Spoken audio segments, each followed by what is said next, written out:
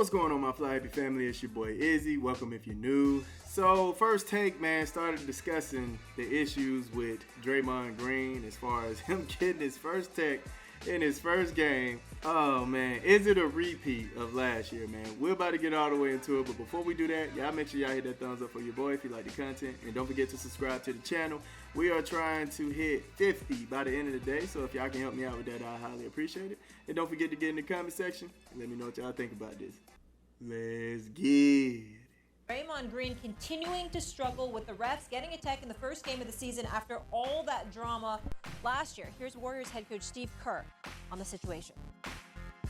He was amazing tonight, and we say it all the time. You can't have it all. You can't ask Draymond to play with this amazing passion and energy and effort, and then tell him, no, you have to tone down the emotion. It's all part of the package. So it's up to us to, whether it's taking a timeout or just, trying to calm him down. But there's a reason Draymond is who he is. He's a champion. He's one of the best competitors I've ever been around. And there's going to be a lot of technicals. We just can't let him get two. It sounds like he's making an excuse, man. I'm not going to lie. Yeah, he's passionate, but he has to learn how to control himself on the court. Like, it's a difference between having a lot of passion and not being able to control your emotions on the court. It's a difference, man. And, I think Draymond is a mentally stable individual. Some people wear their emotions on their sleeves, and I get that too. And I think that's what's going on with Draymond. He's on the court, and he just wears his emotions on his sleeves, and he kind of let it get out of control. I think the Warriors do need him to be passionate and to be the voice when some wrong is being done to the Warriors. You need that enforcer sometimes. So, the refs are sensitive. So it's like, be smart for your teammates. You got to think about what's going on the court. I know every time Draymond is yelling at the ref, Steph is like, bro, come on, bro. Come on, Draymond. Come on, man. Steph out there sounding like Boosie. I guess in Steve Kerr's perspective, he's seen how Coach Phil Jackson dealt with Dennis Rodman. So he probably thinking the same thing, having the same philosophy and stuff like that. At the same time, you can't get too many texts in the season because you're going to have to sit out games. So I think they need to have that real talk with him and say, hey, bro, look, do your thing. Just don't get the text. Stephen A., do the Warriors have a problem with Draymond? You see, this is what bothers me. You understand what I'm saying? Because I got a lot of love and respect for Draymond Green, okay? And I hate using the word problem because people can take it and run with it and extend it beyond the basketball court, which he finds offensive and I find offensive for him. But on the basketball court, one of the brothers that I'm still tight with to this very day, Molly, Wendy, is a brother by the name of Rasheed Wallace. That's my dog. That's my brother. I love him to death.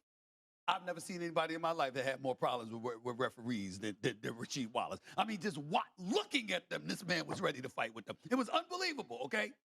Draymond becoming pretty damn close. Because from December of 2023, from March of 2023 to December of 2023, I think he got suspended 4 times, okay? It's game 1 of the season. You know you're going to beat Portland. Why? Why get a technical? Why? Second quarter. Why? For what? Why? There's nothing inside of you that says, we got this. We ain't worried about it. It's game 1. It's no big deal. There's nothing inside of you that says that. And so, ultimately, I know the passion that he leans on. It's what makes him great. He is a future Hall of Famer. If you don't know, you better recognize he is. Not a question. He is a future Hall of Famer. The Warriors ain't the same without him. They're much, much better with him. He's an invaluable asset. He's all of those things. But he is also someone that makes some of the most senseless decisions when it comes to the officials. And there's no way to ignore it. And last night, was indictable because they're going to label you. You know how they are. You know at any given moment they can tee you up and what have you. And if you can't control yourself from getting technical in game 1 of the regular season against the Portland Trailblazers, who everybody and their grandmama knew you was going to whip their ass, and you can't control yourself and avoid getting a technical, then I don't know what to say. It wasn't just a technical. He was going to get ejected, and Steve Kerr had to call timeout so that he wouldn't get ejected. And that's the thing about it's the walking of the line. So, Stephen A., the Warriors, I don't want to overreact in October. The Warriors might have a little something going here.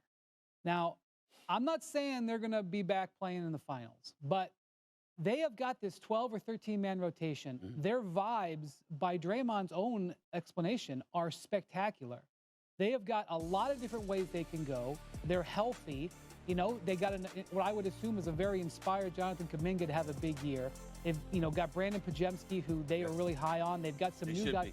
Like, they may actually they were undefeated in the preseason, which I know doesn't matter, but then last night they looked really good. They may actually have a team that could surprise here. But the one thing that can derail it is if Draymond doesn't walk the line. And so this is the thing. Last year, Draymond cost this team the playoffs because when he went out, they were a much worse team, and he was out for so long, and they couldn't recover from that. But they also need Draymond to help get the maximum out of this group. Mm-hmm. So this is what's very difficult. The difficult thing is they need him, but he's so volatile. And so he's got to walk that line. If he walks that line, the Warriors could end up being one of the feel-good stories of the season. And what he has to understand, and he can get mad about this all he wants to. Listen, off the court, great man, great person, got a bright, bright future in a lot of areas, okay? But you got to reel yourself in.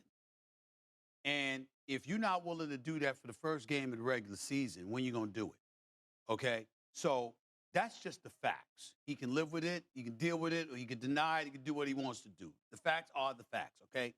The Warriors, it might be the craziest thing I've ever seen in the NBA as far as rotation-wise. Like, he played 11 players in the first quarter. He played 11 players in the first quarter, bro. You know the pushback is going to be, bro, you can play 11 players in the first quarter, but you couldn't figure out a way to get Jason Tatum to play in the Olympics. And we have to remember, he's now been ejected 20 times over his career, including once in the postseason. And Golden State is 6-14 in those games where he was ejected. So let's remember that. Number two, you didn't think I was going to let you get away with just mentioning that thing about Steve Kerr and that 13-man rotation. You didn't think that, right? Ladies and gentlemen, let me shift gears away from Draymond Green and look at Steve Kerr. Now, I understand it's just game 1 of the regular season. Did that man, Steve Kerr, the head coach of the Golden State Warriors, open the season talking about, I got 13 guys. I found it difficult not to play 13 guys. Is this the same man that told Jason Tatum, I don't know if I'm going to have any minutes for you in a 10-man rotation? He played 11 guys in the first quarter last night. Huh? He played 11 guys. 11 guys in the first quarter. All right? And somehow, some way, you got a 10-man rotation. Can't mess with that. Can't touch that. But you can sit up there and play 11 guys in the first quarter. The same guy that couldn't do that.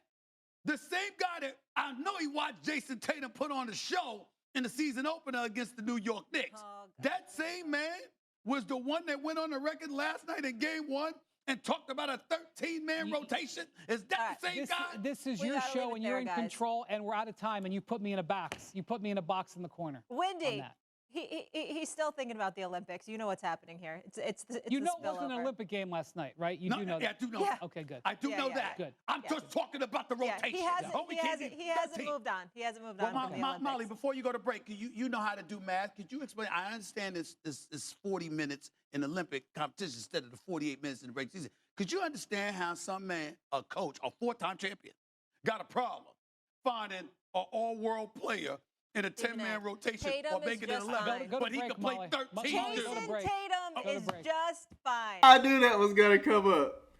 Oh, my goodness, bro. Y'all let me know what y'all think about Draymond in the comment section. Do y'all think he's going to be able to dial it back?